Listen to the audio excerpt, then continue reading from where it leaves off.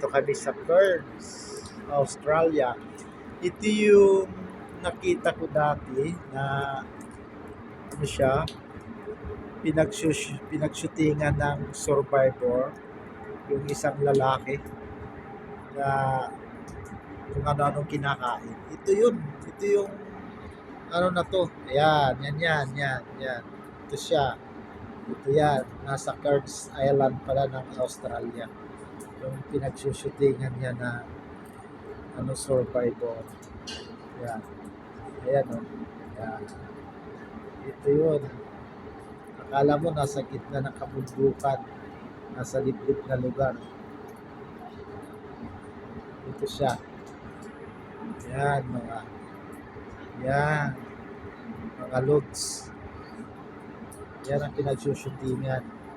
Kabila lang ng Cairns City of Australia. Yan. Paligid is mga yachts. Ayan o.